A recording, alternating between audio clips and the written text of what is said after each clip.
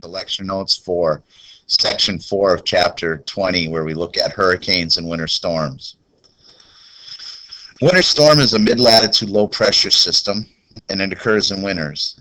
And a blizzard, to compare it, is a winter storm characterized by high winds, low temperature, and falling or blowing snow.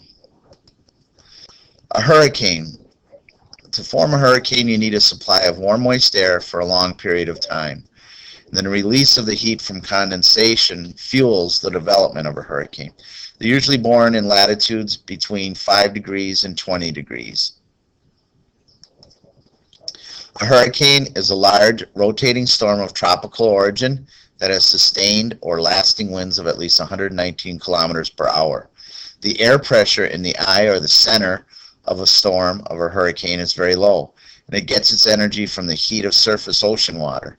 The eye wall has the strongest winds and rain, and what the eye wall looks like to show you is the area immediately surrounding the eye of a hurricane.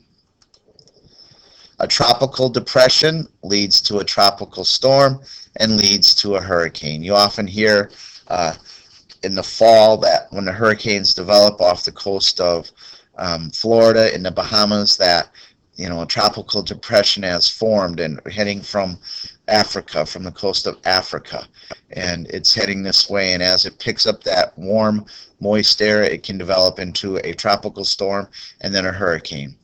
A tropical depression, they're characterized by wind strength. Tropical depression, as it says, wind speeds up to 61, tropical storm 61 to 119, and then a hurricane has those sustained winds of 119 kilometers per hour and up.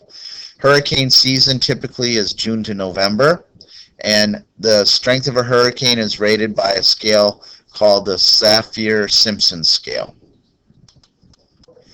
A storm surge.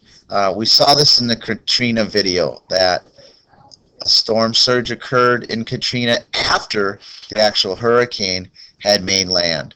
It results from the strong winds of the eye wall, which blow water in a broad dome and flood the coastlines, as indicated on the graphic at the right. And this is an actual picture of, or a graphic of, a hurricane, and the blue waters indicate the storm tide increasing in strength to the red of 29 feet.